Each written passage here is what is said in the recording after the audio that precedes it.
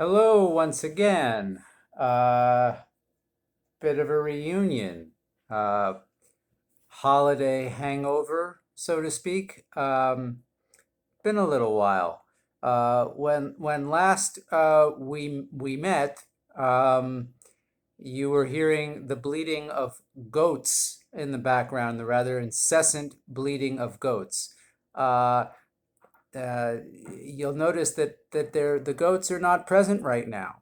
Um, it's not that they're not here. It's that the goats are in fact sleeping. Um, they're in an extended sleep. I've discovered that if in fact you know where to find them, you can procure what is called a tranquilizer gun. Uh, Now I have been using this thing. I am frankly running out of tranquilizers, and there is not a moment's peace unless I in fact use it. The goats wake up. I feed them. Usually, leftover hot dogs, Funyuns, pork rinds, things that I can buy in, say, the organ meat aisle of the supermarket.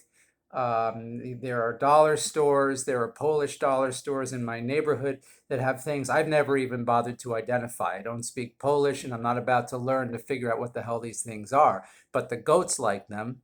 And so the goats, they wake up from being tranquilized, they feed, and then I shoot them again and they go right back down.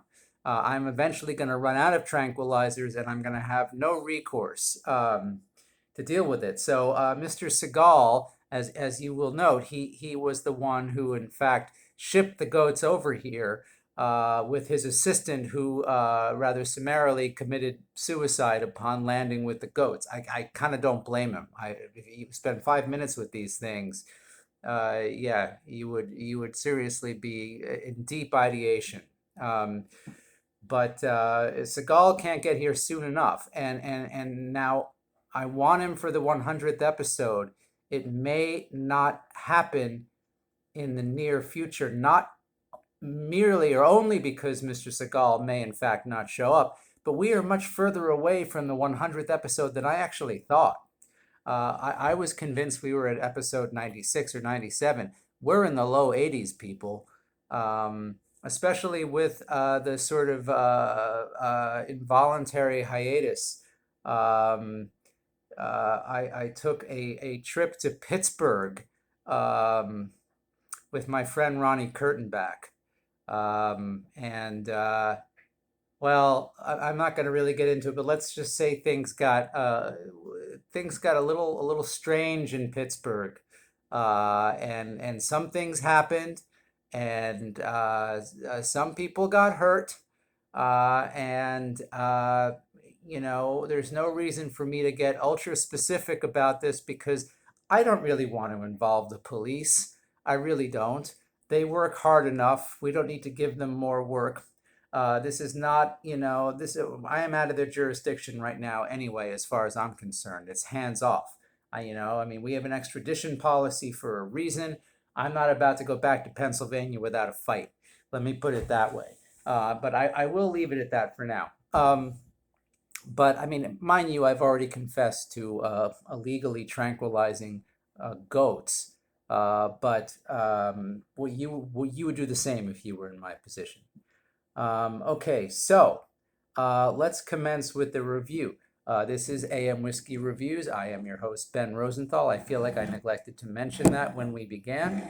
And it's today we are sort of reverting to form and reviewing something which is not a whiskey, because whiskey is not easy to come by when you are without funds. It's just not any kind of whiskey you'd want to drink. Let's put it that way.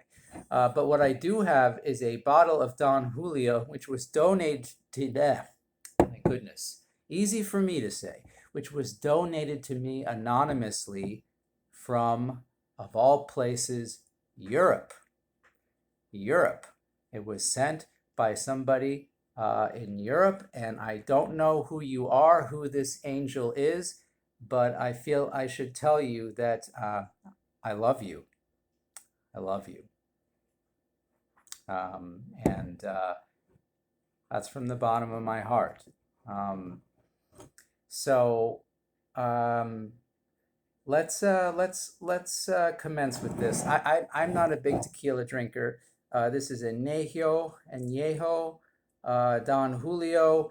This is the Rolex, the Patek Philippe of tequilas. Um, this is the Hummel figurine of tequilas, the Fabergé egg of tequilas. This is a tequila you don't fuck with if you run into it in an alley. It'll throw a haymaker. You'll be sliding down the wall in no time. Birds will be over your head, and this tequila will be just jumping up and down and gloating like an asshole. But that it's really good tequila. So let's take a sip here. Let's dive right in. Um, Here we go.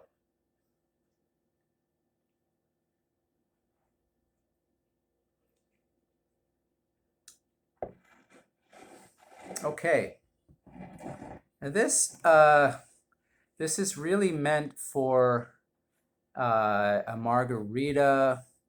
It's meant for, say, a party in which, like a sort of lukewarm, intelligent Westchester receptionist gets $1,000 raise, and her friends take her out to hula hands or I don't know, someplace like that, and they just get stinking drunk. And they got massive. They're like, we gotta order nachos tonight. We're just gonna go down the menu.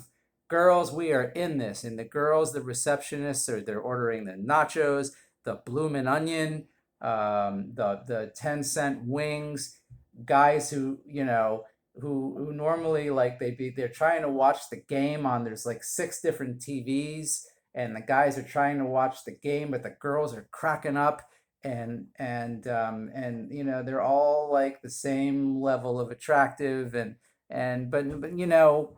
just below par, like, or maybe just above par. But I don't mean to be cruel, but that's and this is they're doing it up. They got a bottle of Don Julio, and they've got the lemon, they've got the salt. They're licking their hand like a cat, and